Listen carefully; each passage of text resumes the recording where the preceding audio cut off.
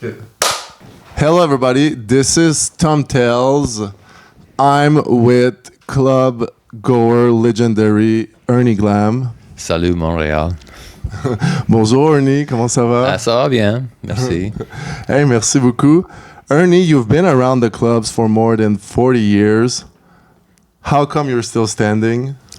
Well, it's funny because sometimes I'm surprised that I'm still alive, but it's just, discipline and restraint and listening to your body and having a positive attitude and not worrying about what other people think and staying focused on what your goals are.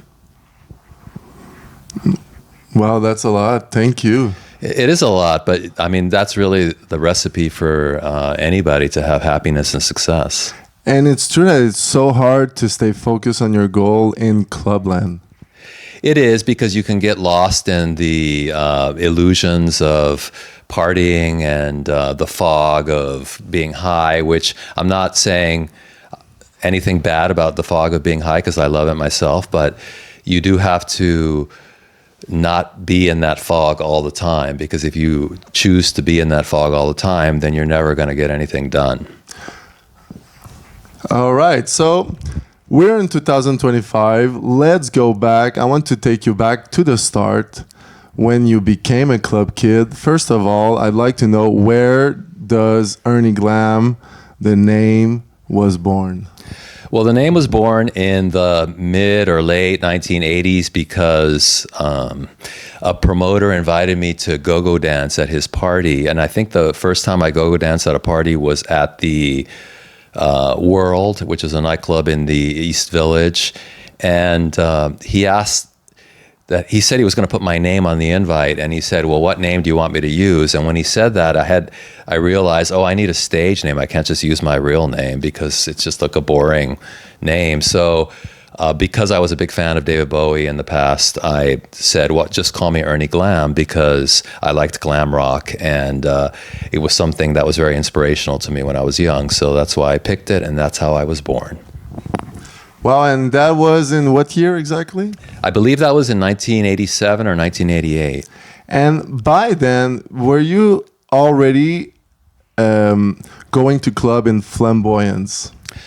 Yes, because I went to college. I started college in 1980 in Philadelphia, and by that point, I was already aware of the post-punk scene in England, and I was very inspired by the Blitz Kids, and I was very inspired by the whole punk rock movement from the 1970s. So as soon as I got to college, I started dressing up and going to the nightclubs that played the post-punk music and that had the bands coming from England that were performing there. So, I mean, some people might say, well, I became a club kid in Philadelphia in the early 1980s because that's when I started doing looks, although I never thought of it that way. I mean, I thought of it as dressing up and putting on makeup, but I didn't think of myself as a club kid because that term didn't exist until the late 80s. And when did you become a club kid then? And how did it happen? Well, I guess I became an official club kid when, one, the term was coined, and then the term started becoming popular. And there were a group of people who were calling themselves club kids. And when I saw those people, they were dressing and behaving in some of the same ways that I had dressed and behaved when I was younger and at that time. So I thought, okay, well, these are the people that are on the same frequency with me. So I embraced the name at the time and started calling myself a club kid because I felt that it defined me at that time. How did you meet those people? Like, where will you find those club kid parties? Well, I mean, I've met a lot of people over the years in nightclubs, so I met them in nightclubs, and I didn't know about their parties until I read about it, and I think it was Michael Musto's gossip column where he had mentioned this party that was happening that was really fun, and when I read it, I thought, oh, well, let me go to that party because it sounds really cool. And then the first time I went, I saw those people, and I thought, wow, these people are so much fun, and they're just like me, so let me just keep coming back to this party, and I became friends or acquaintances with many of them. And when you became acquaintances or friends, how did the group form?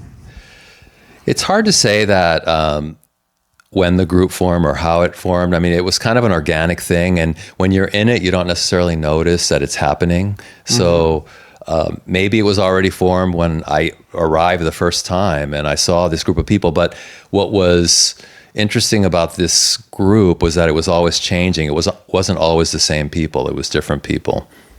Yeah, it's true that nightlife is very, very changing. It's also a hard environment. Yes, and in New York, it depends on, it changes like every 4 years, or it used to change every 4 years. And the reason it used to change every 4 years, and even in the club kid scene, it changed every 4 years, because you would have all these young people that would come to New York to go to college. So they would start, and usually it's 4 years before you get your degree and then you graduate. So they would come from some other part of the country for college. They would go to Parsons or Fashion Institute of Technology or to School of Visual Arts, because a lot of the club kids went to those colleges. And they would come and they would be there for 4 years. And then when they graduated, they would go back to wherever they came from, so you wouldn't see them again. So that's why we were constantly having these new club kids coming into our scene. And would you say there was values to the group or aspiration to the group? Well, yes, one of the values of the group was that everybody, or aspirations, was that everybody wanted to be famous. So, but if you ask people, well, why do you want to be famous, or what do you want to be famous for? They couldn't necessarily answer that question. Maybe they wanted to be a designer, or maybe they wanted to be a singer, or maybe they wanted to be an actor or something, because, people, they were all young and they were all trying new things. So, I wanted to be famous, but I wasn't exactly sure what I was good at or what I could be famous for. So yeah, there was that was one of the prime goals of the club kids, and the rules were: don't be boring and be outrageous and get attention. And do you feel it contributed a lot to the clubs? It's sure to the nights, but do you feel there was this sort of also rivalry being installed around club kids, between club kids? Well, I definitely think it improved the parties and nightclubs. I mean, a lot of the older nightclub people hated the club kids because we were loud and we were trashy and we were obnoxious. And I mean, we were loud and trashy and obnoxious on purpose, because we thought that the older people were just kind of boring, or they were too, I don't know, they were too conservative. So we wanted to be more outrageous than they were. And and yeah, so we made the parties more fun. I mean, things, there was commotion, there was chaos at times. That sometimes we were throwing things at each other, or, running around screaming. So of course, when you have people doing that in a nightclub, it's going to create a more raucous and funny environment. And so yeah, I mean, I thought it improved nightclubs. Do you feel like this type of behavior in 2025 would be allowed? Some of it would and some of it wouldn't. I mean, yeah, like if you were running around, throwing water on people in a nightclub today, maybe you would get kicked out, or it might not be acceptable. But for whatever reason, we were doing it, or some of the club kids were doing it back then, and they got away with it. And that probably became like your signature. Yeah, I mean, it was kind of like, come to the party and something unexpected might happen to you, and maybe you'll enjoy that and maybe you won't enjoy it. If we go back to the looks, you've mentioned earlier when we were speaking about the arrival in New York of Lee Bowery in 1988. Can you describe to me what it did to the scene?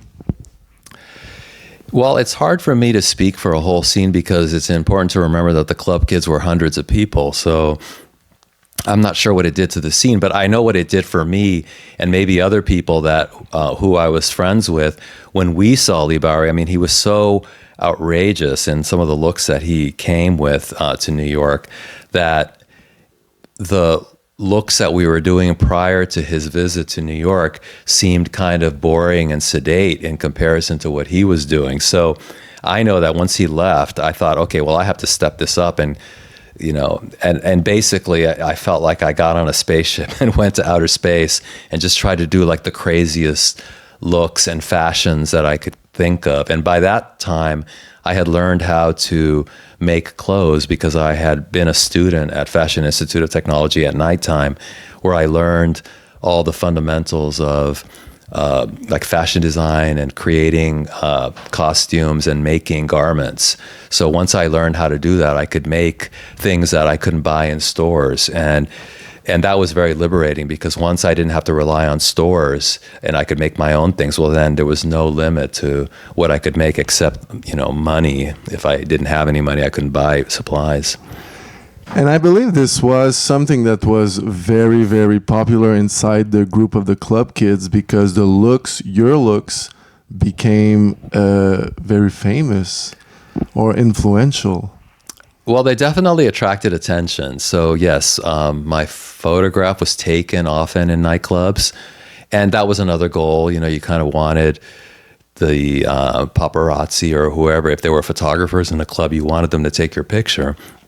And the more wild you looked, the more likely they were to take your photograph. So in that regard, it worked. It got the attention of magazine photographers, and it got the attention of Michael Musto, who wrote the La Dolce Musto column for the Village Voice. And if he mentioned you in his column, then you were officially one of the royalty of New York City nightlife. So, once he mentioned me and started mentioning me in his articles, I was an official New York City nightclubber at that point. So I believe there was this sense in the nightlife of New York that if you were wearing a great look, there were eyes to look at you, and also this whole system of media talking about you. Yes, that. And don't forget that when I first moved to New York, I realized very quickly that if you came to a nightclub looking like that, the minute you came to the door, they would let you in, and they would let you in for free, and sometimes they would give you free drinks. So because I didn't really have a lot of money when I first moved to New York, the way that I could afford to go to nightclubs is by being really dressed up and having like the best or wildest looks that I could think of, so that I didn't have to pay to come in, or so that I wouldn't have to buy drinks. And so we're in 1988. Lee Bowery has come to New York. I want to know how many club kids, how many club kids there are at that time, you believe, and how old were you? When in 1988, I was, I guess I was 26 maybe, and I don't know how many club kids there might have been. There might have been a few hundred, 200 or 300 club kids. And you were throwing parties together? Well, I wasn't throwing the parties. I was just going to the parties. Sometimes I would go dance at the parties, but I wasn't doing parties. I was just a guest at these parties. I wasn't an organizer at that time. Okay, and was there a main organizer, or it was many people organizing stuff for the club kids? I mean, the main organizer was Michael Alec. He was the main promoter who did the club kid parties. So you were all gathering to Michael Alec parties? Yes. Okay. And was it then that you were doing your outlaw parties? He was doing outlaw parties because the outlaw parties started earlier than the club kids, but it was from that previous generation of people that I mentioned. And when they stopped doing them or got tired of doing them, then Michael Alex started doing them, and then so they became more influenced by the club kids. And he was doing them, and then he would often put 100 people on the invite for the outlaw party, saying, these 100 people are inviting you to this party.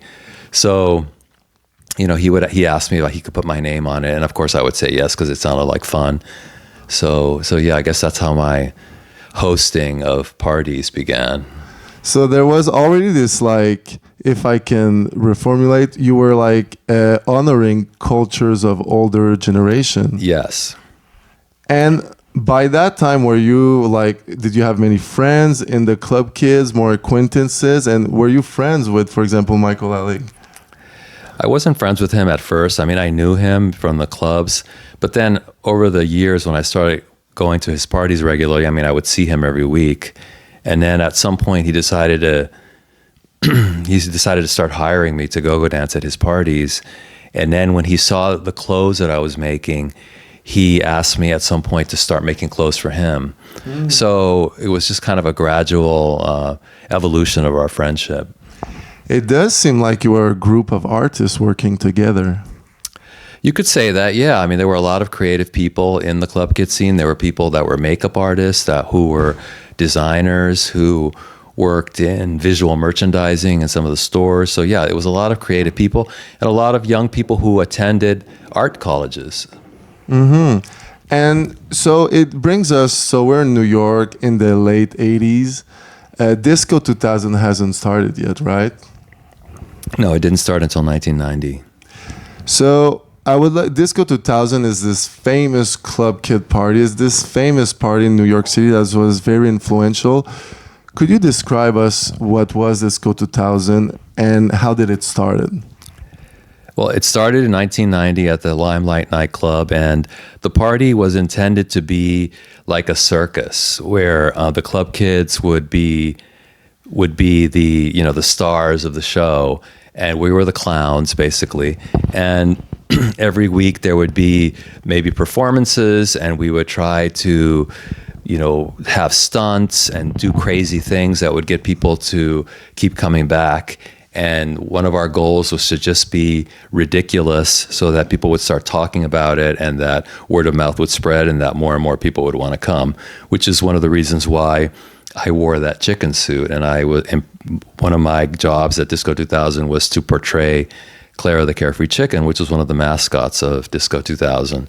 And it was basically me, go-go dancing in a chicken suit on a stage. And I did that for 3 years every Wednesday. Wow. And how many of you guys were organizing Disco 2000? It was, the leader of it was Michael Alec, but there were a lot of different promoters who he hired to help him pass out invitations and to, make phone calls, because back then you didn't have the internet, you didn't have social media. So if you wanted to invite someone to your party, you literally would have to call them on a phone.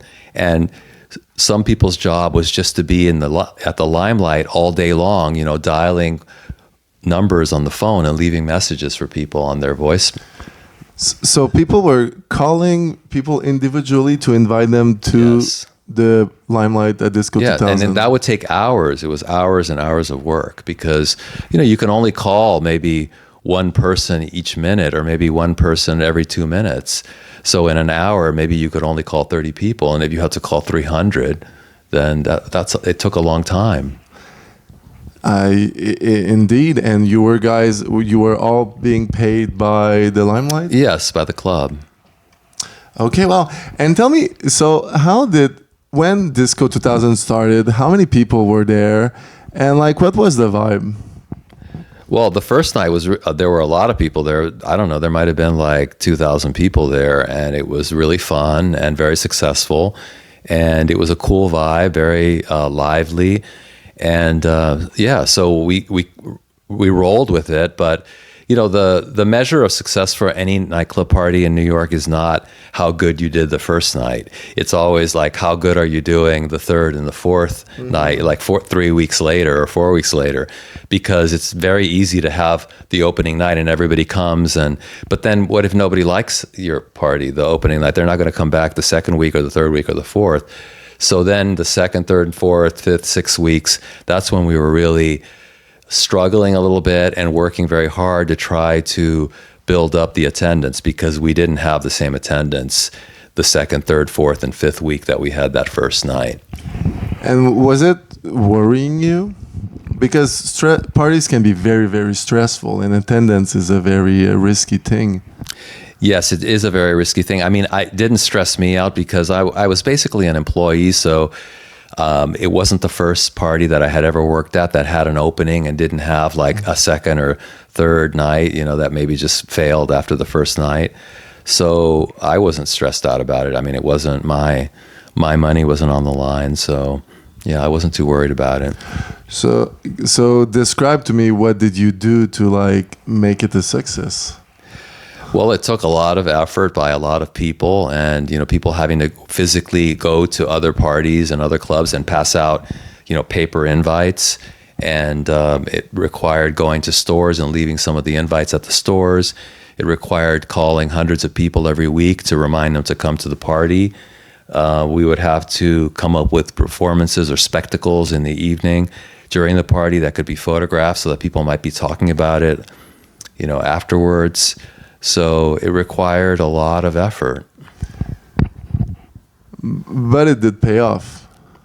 It did pay off because probably after 6 months, the party had become established and we were getting larger and larger crowds. And certainly by the first year, when we had our 1 year anniversary, we had a lot of people coming to the club. Sometimes there would be 3,000 people there on a Wednesday night.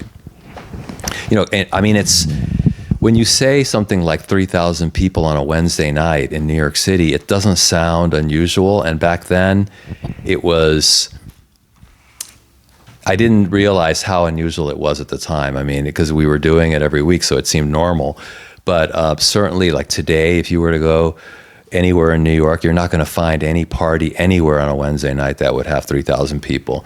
You might not even find parties that have like 600 people, on a Wednesday night. I can agree, and it's probably around the world. I'm very curious. Would you describe to me the energy or like how it felt when Disco 2000 started and you would see this amount of people? Like, can you describe to me like the energy of the night? It was an unbelievable energy.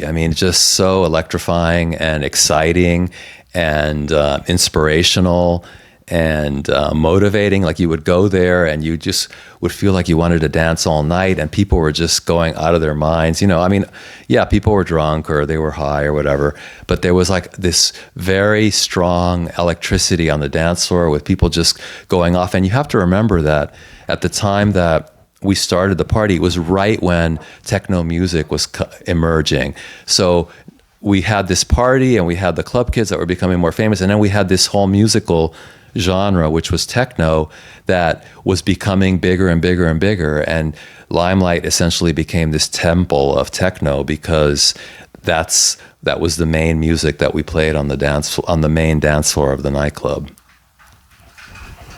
Wow, thank you. And wow, so in probably the looks and attitude of the club kids, free people to become crazy on the dance floor, I must admit. Yeah, there was a lot of like unhinged dancing, and not by even the club kids. It was just by the regular people who came to Disco 2000, because a lot of young people came to Disco 2000, and they weren't gay and they weren't club kids, but they liked coming to that environment because they wanted to be in an environment where there were all these like crazy people that they could see.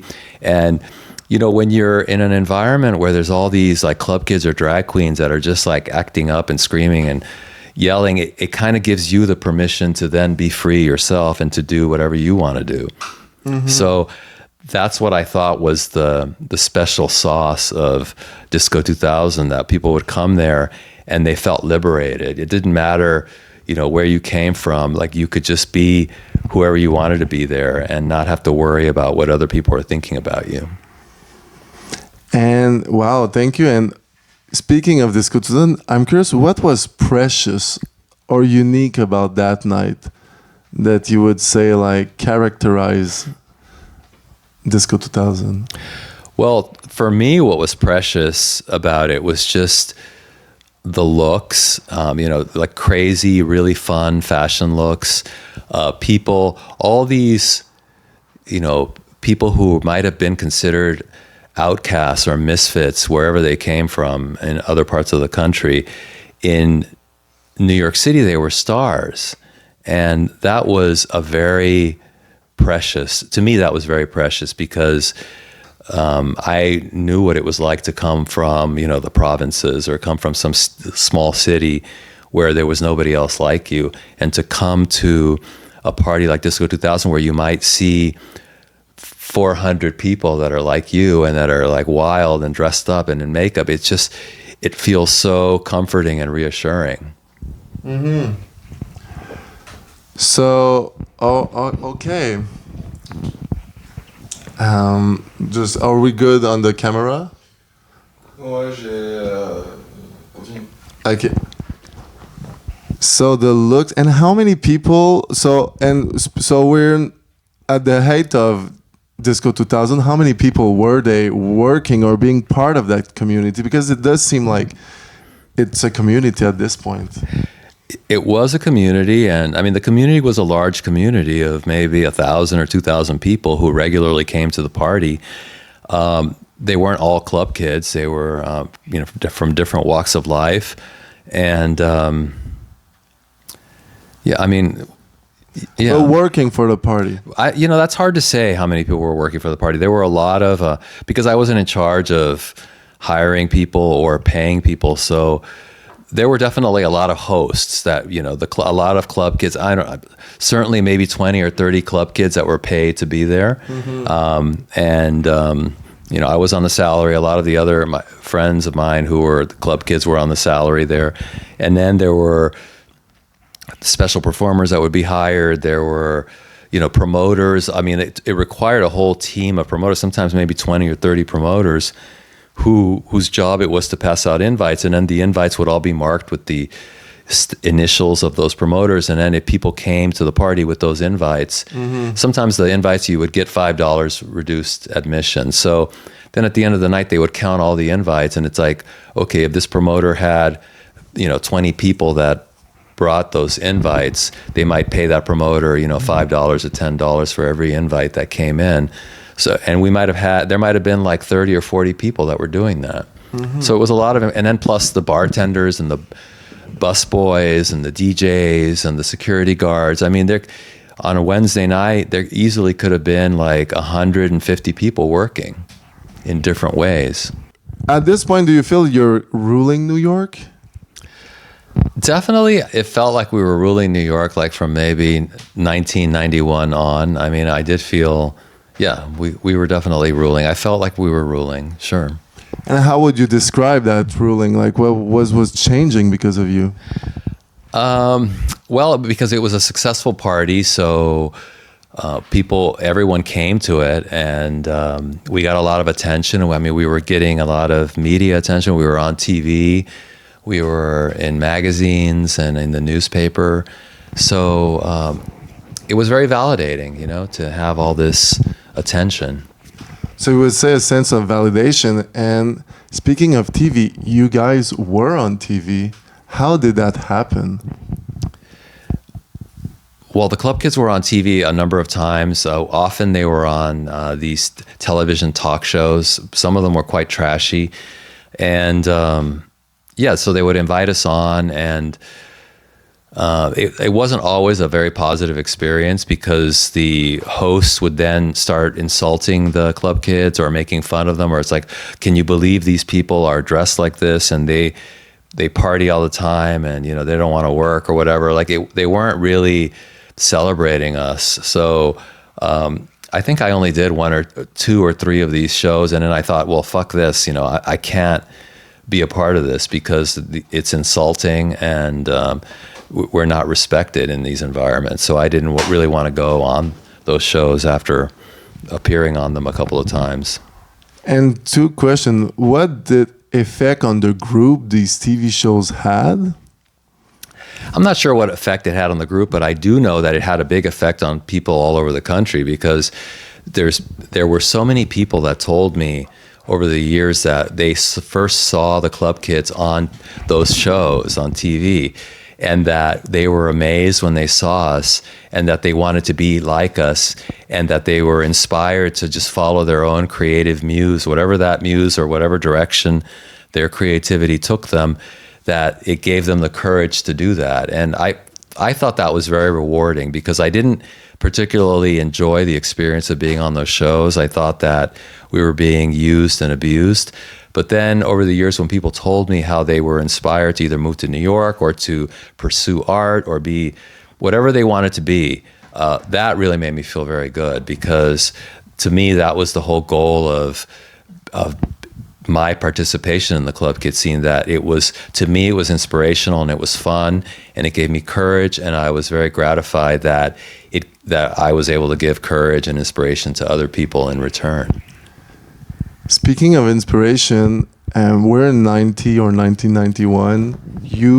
With the Club Kids like RuPaul, Amanda Lepore, Michael Alec, and a bunch of others are on a TV show, maybe Geraldo or something like that, with what I believe would be maybe the first young people to be openly gay or trans on TV. How does it make you feel to... First of all, do you recognize that? And if yes, how does it make you feel to have done that? Well, at the time that I was doing, I didn't really recognize the significance of that. But now that with the now so many years have passed, so yeah, maybe it was the first time that flamboyantly queer people were going on TV and just being themselves and being ridiculous. I'm glad we did it. I mean, I'm glad that we were able to entertain and inspire other young people around the country who maybe they felt oppressed or they didn't know they thought something was wrong with them. But then they saw us and they realized, oh no, nothing's wrong with me. This is the way I'm supposed to be, and there's other people like me. So I'm just going to keep going. I probably think that a lot of people came out of the closet thanks to this. I don't know if they did or didn't. I hope that some people were inspired to just be themselves. And because really that's what the Club Kid scene was about. It was about expressing yourself and being yourself. And just if you want to have fun and be wild. And don't worry about what other people are thinking about you. So if our appearance on these TV shows gave people around the country the license to do that, then I'm glad that we did that. Do you feel that this sort of fame kind of eventually became a sort of a negative or toxic energy for the Club Kids? I think for some of them it did, not necessarily for all of them. I mean, it all depends on your grounding and your ability to stay focused on some goals. I mean, I remember back in the 90s, we traveled around the country. Nightclubs in different cities would hire us to come host parties. So I remember going to places like either Los Angeles or to Chicago, and these young people would say, "Oh, I want to move to New York and be a Club Kid," and I would always say to them, it's like, well, have a plan B, that shouldn't be your plan A. It's like to come to New York and be a Club Kid, because you might be very rudely disappointed if it doesn't work out for you. You need to have a college degree. You need to have money. You need to have some kind of job that can sustain you, because you're not going to be able to live off of being a Club Kid. And I knew that just because I didn't make that much money being a Club Kid. So yeah, like that was my advice to people back then. So, okay. So we're in the 90s, Disco 2000, you're on TV. Are you still doing Outlaw parties at this point? Yes, I believe the Outlaw parties continued through probably 94 or 95. I don't remember when the last one was, but they continued. I didn't go to all of them, but yeah, they were still a thing. And would you describe to me like the energy about like the organizing of the Outlaw party before the Outlaw, during, and your greatest memory of like an after Outlaw party? The Outlaw parties were very improvisational. So, I mean, it was basically a flash mob. Sometimes what would happen is that Michael Alec would find a location that he thought was a good location to have one of these types of parties. And then basically he would just say, okay, well, I'm going to have a party here this night at this time, and I'm going to put like 50 people's name on the invite, and we're just going to start passing invites around word of mouth. Usually they were photocopied on just regular paper. And because it was like it was illegal and there was an air of illegality to it, that is something you shouldn't be doing, or that we were going against the law, people kind of got excited about it. It's like, oh yes, let's do something that we shouldn't be doing, something that's wrong.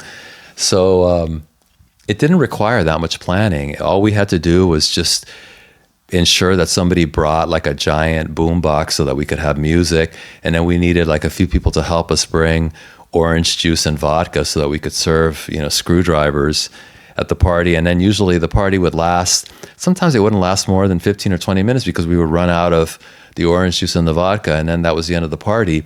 But always the intention of these outlaw parties was that they were designed to drive people to another party. So they were often on Wednesday nights because we wanted people to come to Disco 2000 afterwards. So the outlaw party would be at 10 o'clock, and then all of a sudden either the police would come and tell people you have to disperse, you can't be here, or we would run out of alcohol and then people would disperse anyway. So the idea was that it would last maybe 20 minutes or 25 minutes, and then it would be over. And then after that, it's like, well, okay, it's time for Disco 2000, so everybody come to Disco 2000. So then you would have, sometimes 200 people might come to this outlaw party. So you had 200 people that automatically are coming to your party at 10:30. So it was a way to jumpstart your night because you would have this huge crowd of people that would arrive all at once, and all of a sudden now these people were already riled up because they were at another party. So then you had like all this energy coming into your club, and the party automatically became better. I can imagine the sense of arriving with 200 people, like this some sort of like exhilarating feeling. Yes, so it was very exhilarating, and people were very like wound up. And it was a way really it was a very clever marketing trick because usually it was the nightclub that gave us the money for the vodka and for the orange juice. So it would benefit the nightclub because we are going to guarantee that 200 really wild, wound up people are going to come early to the club and make the party really good that night. And and that was the marketing gimmick, and it worked. And it worked many, many times. It didn't just work one time. Nobody got arrested or like fined? Michael Alec got arrested because sometimes he would defy the police or he would get in arguments with the police officers. And so I think he got arrested at least once that I remember, maybe more than once. I mean, he was in jail several times, but from the outlaw parties, I remember him being arrested twice, once in New York and once in Chicago. But I never got arrested. I would always leave. If the police came, I would leave. Or sometimes I would leave before the police arrived. Okay. And because it's so interesting to imagine this organization of like communication before all the cell phones, like, hey, I'm calling you. So to know about the outlaw party, you must have been in the inner circle. Yes, there was an inner circle. And then, of course, it was the power of the telephone. And, you call one person and tell them that this outlaw party is happening. And then maybe that person might call 5 of their friends and tell them, oh, you should come to this party.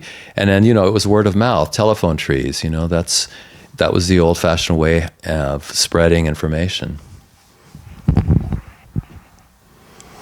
So we have the Disco 2000, the Outlaw Party promoting Disco 2000 and other nightclubs, TV appearances. That's a lot for a party. And we also have... So let me start again. We have Disco 2000, the main party in New York at Limelight, the Church of Techno. We have TV appearances promoting the Club Kids and the different nightclubs. We have the outlaw parties to get people inside the club early. And then we have also a magazine called Project X. That's right. There was a magazine, and that magazine started in around 1988. I wasn't with the magazine when it first started. It was founded by Michael Alec and Julie Jules, and basically it promoted their parties and the nightclubs that they worked at. And the magazine had stories about fashion and nightclubs and music and gossip from the parties and lots of pictures from the nightclub parties. And it was a popular recipe. I mean, over the years, it became more sophisticated and it eventually became a 4-color glossy magazine. And I probably started working for that magazine in 1990, around the same time that Disco 2000 started. So it had already been in existence for maybe 2 or 3 years. And it was a very successful tool for promoting the parties and promoting the personalities that we wanted to promote, and for spreading the message of the club kids and the nightclubs to other cities, because the magazine was, eventually we were able to pick up a distributor, and the magazine could be purchased at Tower Records, Tower Records was this national chain of music stores that sold magazines also. And people, in Los Angeles could buy the magazine and read about it. So then it created all these readers in all different parts of the country who then wanted to come to New York and come to these clubs and experience them. Est-ce qu'on devrait mettre la caméra là sur lui? Elle marche plus. Mais elle?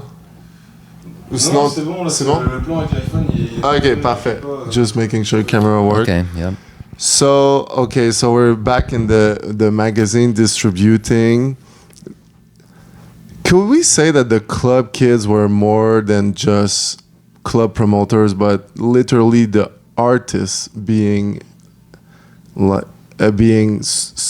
sold, but being, you were the show? Yes, you could say that.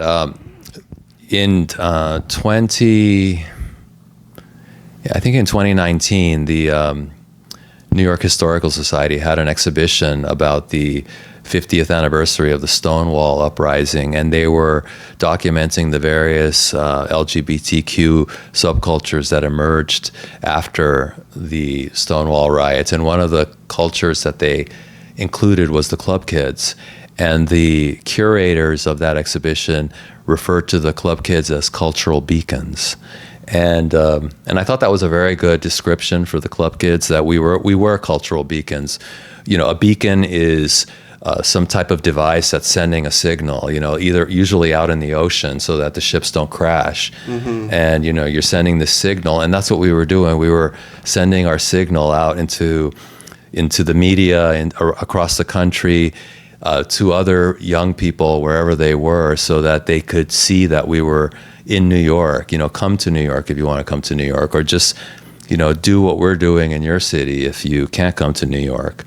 So that's what I felt was the most successful aspect of the club kids, and that was the result of the media appearances and traveling to other cities to host parties. So do you feel you were doing it and as a group for the art? Oh, for sure. I mean, I was doing it for the art and for the aesthetics. I mean, I had a very keen understanding of art and art history and aesthetics even before the club kid scene emerged. So yeah, I was doing it for the art. And a lot of the participants in the club kid scene were doing it for some type of art because they were artists of some sort. So what I understand is that there were values uniting all of you together. Yes, there were aesthetic values, yes. Do you feel that at some point when you were very successful, you started being used? Well, I think that we were used the whole time. It wasn't that, at some point we weren't used and at another point we were. I think that from the very beginning, it was... the club kids were always used. I mean, they were like a marketing tool for the nightclubs, because just all these different nightclubs and nightclub owners benefited from the club kids, because the club kids themselves, we didn't become rich from being club kids. We barely made any money being club kids. It was the owners of the nightclubs that made the money. They were collecting, tens of thousands or hundreds of thousands of dollars every week from people coming to their parties, because the people coming to those parties, maybe they heard about the club kids there, but they wouldn't just come on the nights that the club kids were there. They would come on the weekend too, because a lot of people couldn't come on Wednesday. So, the biggest nights of the week at Limelight were Saturday and Friday. That's when they had the really, really big crowds, and that's when they made a lot of their money. We were used the whole time. But the validation and the sense of existence, especially for a lot of LGBTQ people, we have to remember at that time it was very taboo. So I believe, would you say the reward was you made people exist? That was one reward. I mean, the other reward, that if you were hired to work at the club, you would be paid. You know, you might be paid $75 a night to be a host at Disco 2000. And $75 doesn't seem like a lot of money, but if you were going to be at that party anyway every Wednesday, so why not get $75? And then that way, at least it would pay for your taxi, and it would pay for your, you could buy a new outfit, or if you were going to make a new outfit, you would be able to buy the fabric and the supplies for it. So it was nice to have that. But yeah, and I think it also helped give a lot of club kids platforms, because some of the club kids became very successful. They didn't become successful from nightclubs, but they became successful from working with fashion stylists, or some of them were makeup artists. Like, for example, Kabuki Starshine, who is an amazing makeup artist. I mean, he went on to do makeup for all kinds of really big celebrities. So, and he took that club kid aesthetic with him into the realm of makeup artistry, and so that aesthetic of the club kids became part of the broader popular culture. Would you believe that club kids would have benefit from opening their own bar or club? They might have, but it wouldn't have been possible, because we needed millionaires for that, because none of the club kids had that type of money. So it's like if the club kids were the beautiful people, and you had the, I guess, older owners being the providers. Yes. I mean, we needed those sugar daddies, basically. And speaking of sugar daddies, like, was it a thing with, older guy, younger guys, daddies, club kids? I'm sure some of the club kids had sugar daddies. I don't know which ones did and which ones didn't. It's funny, because some of the club owners were like sugar daddies, but we didn't have to have sex with them or anything. They were just giving us money and hiring us because they were making so much money from us, so they would, we were just like the clowns that they would have to hire, in order to bring the crowds to the parties that they were throwing. But yeah, I mean, I'm sure some of the club kids and some of the drag queens had sugar daddies, for sure, because not all the club kids had day jobs. And sometimes I would wonder, how do these people survive? And, in New York, there's a whole group of people that you would meet in nightclubs. And it's not just club kids or drag queens, but just you meet all these people and you don't really know how they survive in New York City, because you see them at parties and they're wearing nice clothes, but then they don't really seem to have jobs or anything. So it's like, where's this money coming from? Either their families are rich, or they must have sugar daddies, right? Speaking, you're Ernie Glam. People you don't really know. How did you manage did you become a character?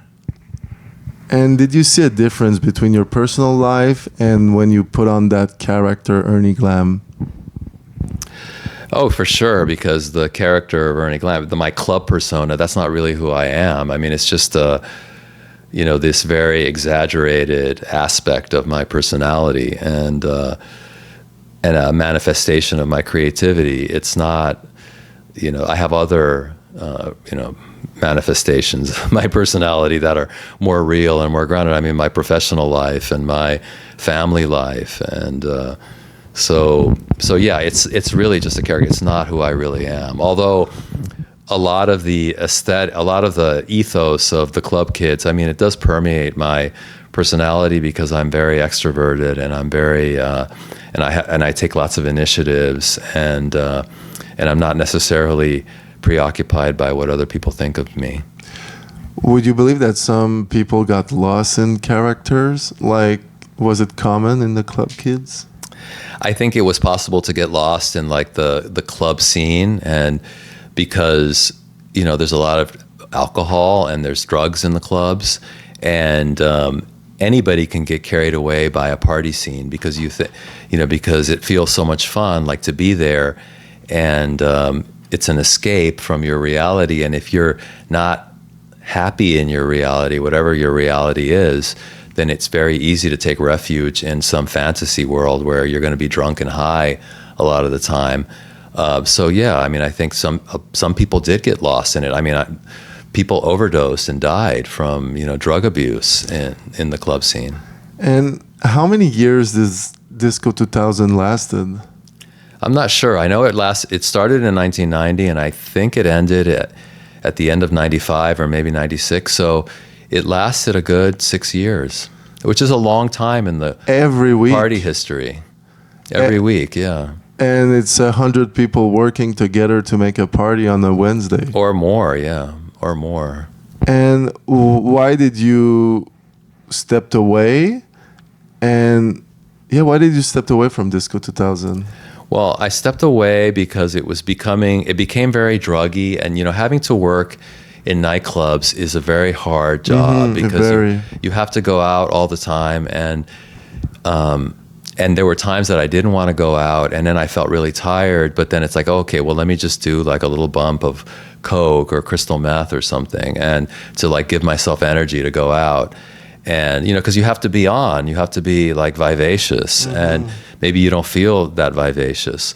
So I kind of got trapped in that, and with crystal meth. So it got to the point where I couldn't like go out or do anything unless I was high on crystal meth. So at that point is when I realized, I have to stop doing this because I'm going to die from it. So I went cold turkey, and I stopped using drugs, and I stopped drinking alcohol, and that was in the middle of 1994. So once I did that, I couldn't really go to nightclubs, at least for like the first year that I was trying to like regain my self-control and my balance. And so I kind of like checked out of nightclubs for that time period. And then that time period happened to be the time that it started getting really dark, the whole club kid scene. And so by the time I came back to the club kid scene in like 90, I don't know, I wanted to say mid 95, or, it was very dark and it was very druggy. And, I was sober at that time. So I would go there and it's like, wow, everybody's like so fucked up. And so I didn't really participate in it as much. I mean, I did participate in the club scene because I still worked at Project X in the daytime. And I still went to parties, but it was a very like restrained partying where, maybe I would go and I'd get there at 11 and I'd leave at 1, and I didn't drink or, do any drugs the whole time I was there. So, so it wasn't like crazy, after hours and all that. But then that's when I really saw how, dark it had become. So, I pulled away for self-preservation, but I was eventually able to just go back to clubs and enjoy them the way I had always enjoyed them without losing balance. Well, you must have probably had a sign, because after that in 1995 and 1996, Disco 2000 kind of self-employed. Limelight was raided by the FBI, and it eventually led to the demise also of Michael Alec with his all the drama and the crime being arrived around. Would you say that who was responsible to give limits to those kids? Nobody. It wasn't anybody's responsibility to place limits on anybody else. It was the individual's responsibility to know their own limits and to, try to stay within their own limits, because it was the people who couldn't, who didn't know their limits or who couldn't enforce their limits that got into trouble or who died or, yeah. And the aftermath, when Disco 2000 stopped, what did you feel? Did you feel like you lost something?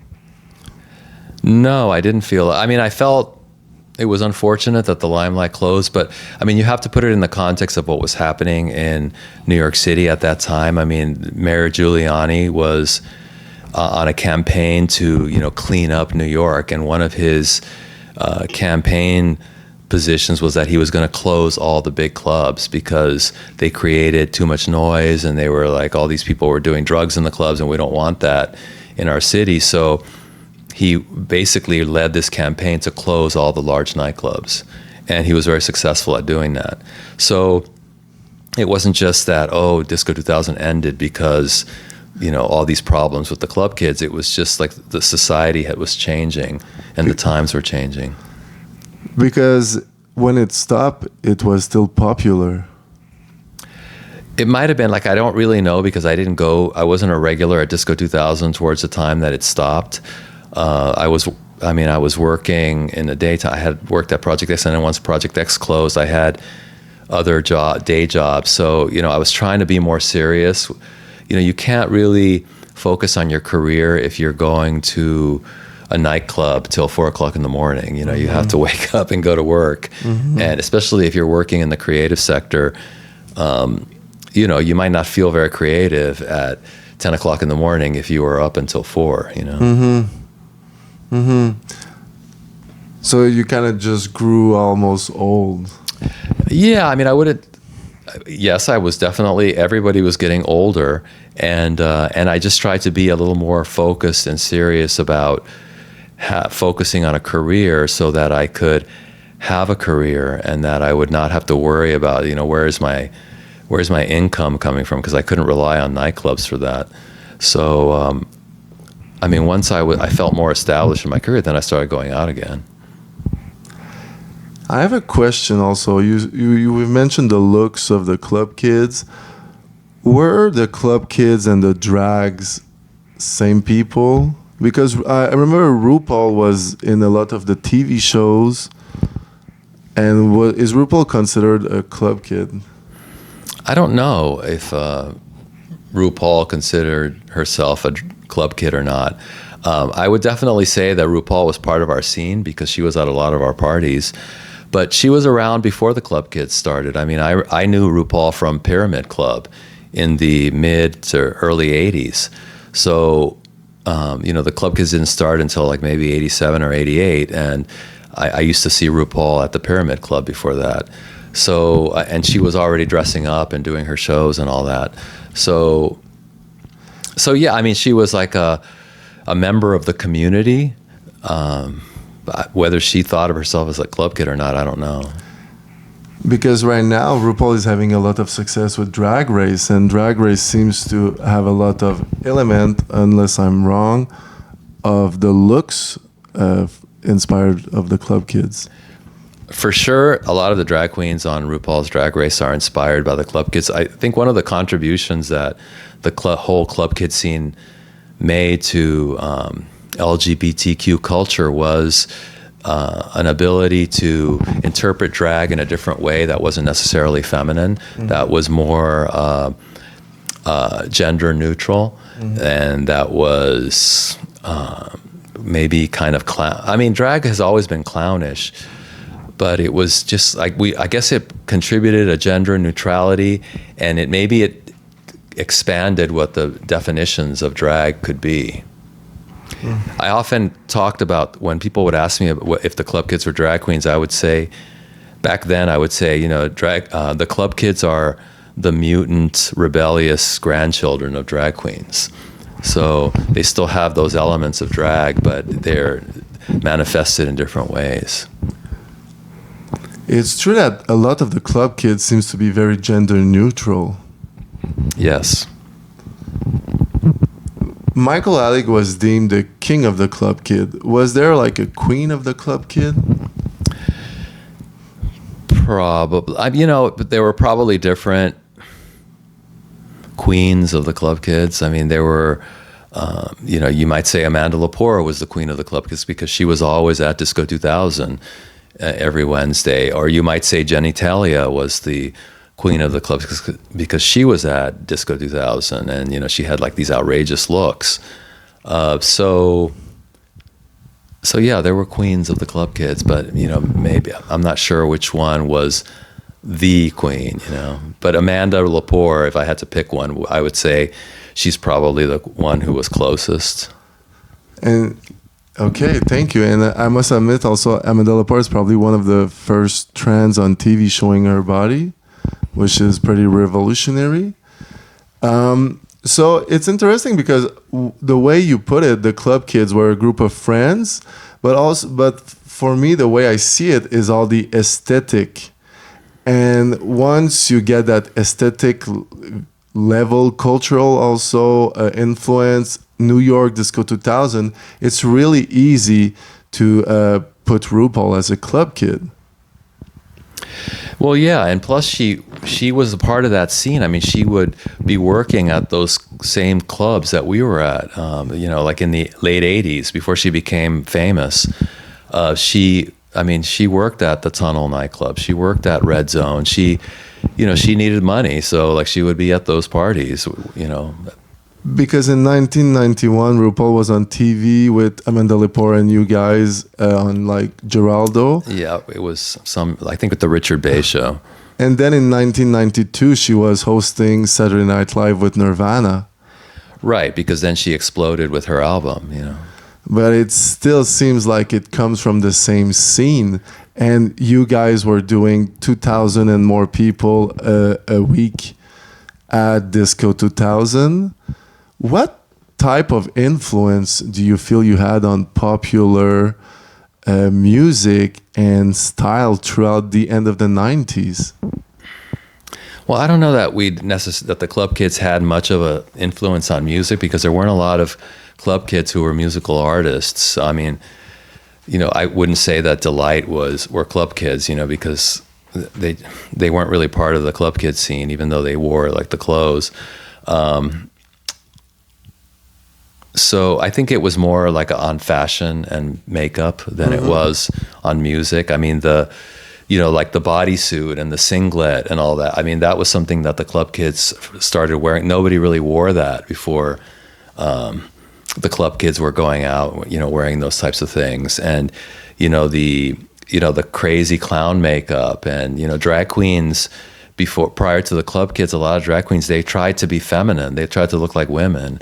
And then post club kid, like drag queens weren't necessarily, trying to look like women anymore. And they were, channeling all these other influences that were the same influences that propelled the club kids. So I would say it was mostly makeup. You saw a lot of you saw Marilyn Manson. Exactly. In the late 90s. I mean, Marilyn Manson said that he came to Disco 2000, before he was famous. And, in the late 90s, all the makeup and everything and looks that Marilyn Manson had, they were all derived from the club kids. And Marilyn Manson is a pretty big deal. Well, back then he was, yes. Would you say there was a lot of celebrity at your parties? And if so, who did you meet? I mean, I don't know if there were a lot, but I mean, I do remember seeing celebrities there. I mean, I remember, saying hello to John Paul Gaultier. I remember Claude Montana was there. I remember the Pet Shop Boys were there. And then, we had a lot of minor TV stars there because for a while, Michael was inviting these stars of TV shows from the 1970s to come to Limelight so that we could give them an award, So we would invite them to come and they would have dinner with us. And it was really we would just wanted to meet these celebrities. So, we would pick the celebrities that we wanted to meet and then invite and pay them to come to the club. And I think we might have paid them $4,000 or $5,000 to come. $4,000 and $5,000. Yeah, and then they would come and spend the night there, and then we would just hang out with them. How much did it cost to go inside Disco 2000 in 1991? It was expensive. I think if you didn't have an invite, it might have cost $20. So that's $20 in 1990. $40,000 a night. Yeah, well, I mean, maybe 1,000 people paid, so it might be $20,000 that they took in at the door. Wow. Did you realize how much money that was? Yes, I mean, I knew a lot of money was being collected. Yes, but you didn't collect it. I mean, I got paid $150 a night to work at Disco 2000, which was also not bad money back in 1990s, I mean, really for 3 hours of work, it was. And until what time did Disco 2000 clubs stops at 6? Well, the club officially closed at 4. Sometimes it would stay open a little later till maybe 4:30. Okay, 4:30. Okay. But the official closing time was 4. And it would be crowded until 3:30, or sometimes it would be crowded at 4. They'd have to just turn on the lights and make everybody leave. So after the big crisis of 1995, 1996. Did you guys stay in touch? I stayed in touch with a lot of the club kids because after the big clubs closed, like the Limelight and the Tunnel and Palladium, there were other clubs that remained open, and some of the club kids went on to host parties at those clubs. So I would go to those parties, and I would still see the club kids and talk to them. So there was no like empty because sometimes empty aftermath. There might have been an empty aftermath, but then by like 1998, 1999, there were other parties where the club kids were at, and where you could go see the club kids, the ones that were the hosts or who worked at Disco 2000. And then, of course, there were all these new young people, because it was 5 years later. So I stayed in touch with the people from Disco 2000.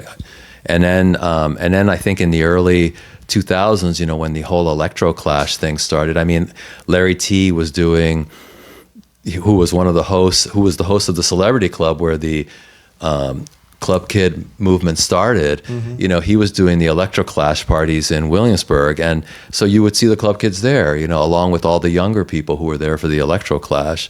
So it didn't really die or go away. I mean, we just moved on to other things, other music, other clubs. Okay, so electro clash, what year was that? That was probably like 2000, 2001, 2002. Because then in 2008 or 7, Lady Gaga came on the scene with a very electro sound. Mm-hmm. Would you say that Lady Gaga is a club kid?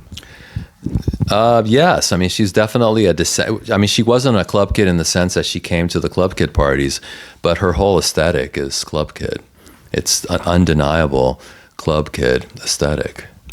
And would you feel like you get that recognition? I don't know that I need the recognition, so I don't feel like I've gotten it, but I don't need it either. I mean, it's, the club kid aesthetic was something that we just, like I said, we were cultural beacons and we sent a signal into the universe. So whoever receives the signal, now it's their signal. They can do something with it and send it out again, and that's what Lady Gaga did. It's very interesting, the whole doing it for the art or from the heart, that the club kids, their whole mission was, because I don't know if we said it earlier, but once you got that group in 1987, you had that aspiration to be very provocative, to exist. You were used. You were very popular, and then it kind of faded away. But yet you see your influence everywhere, and now the LGBTQ plus with also RuPaul's Drag Race is the mainstream of the mainstream. How does it feel to have not only you but your whole group being united together and have this influence on the world? Well, it's gratifying and validating. Everybody wants what they're doing, their creative output, to be received or embraced or acknowledged. And what happened with the club kid scene in the late 80s and the early 90s, all these young people put out these aesthetic and artistic statements, whether it was with makeup or fashion or looks or however you want to define it.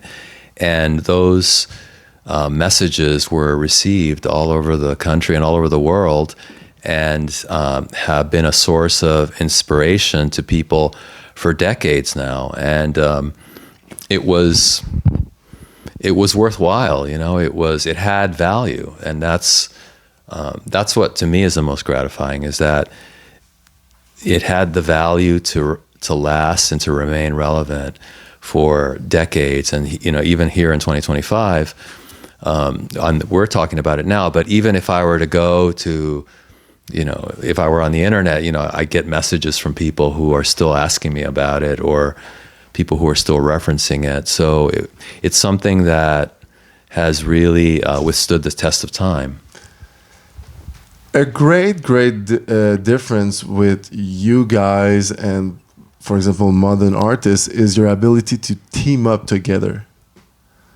You were a group. You were telling me you were maybe 100 people, 200 people working together, teaming up to make parties.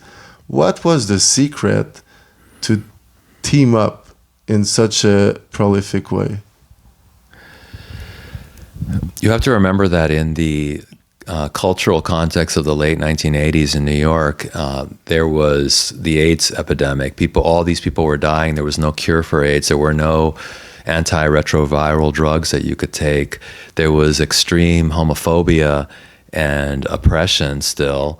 So even though we were like 20 years after Stonewall, so people needed to kind of stick together for their own safety and for their own sense of community and for their own sanity. So I think that was one of the reasons that people came together, because you needed to have this sense of belonging and a sense of community in a way that you don't necessarily need that now, because now we're more our society and our culture is very hyper individualistic, and everybody has their own channel on Instagram, where you don't need to like collaborate as much as you might have needed back then. You have been a club kid or a club goer for more than 40 years. Do you consider yourself now a club dad?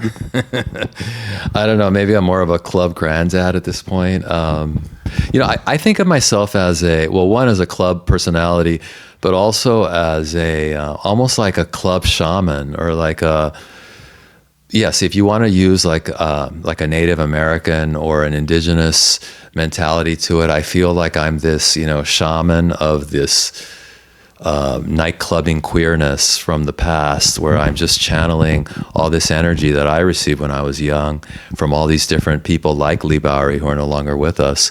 And I'm still transmitting it on the dance floor in nightclubs today, maybe in the hope that it continues to inspire young people. So yeah, I mean, I guess you can think of me as a dad or a granddad, but I'm kind of like that witch doctor or shaman that's still out there, because there are no young shamans. It's always like the older people who are the shamans. Oh, thank you. And the importance of giving in that culture, and especially when kids are growing up, arriving in the clubs, to have somebody to feel safe about, that helps them grows like you received when you were young. Maybe they made a lot of money off of you, but those club owners kind of trusted you and gave you that environment to like exist.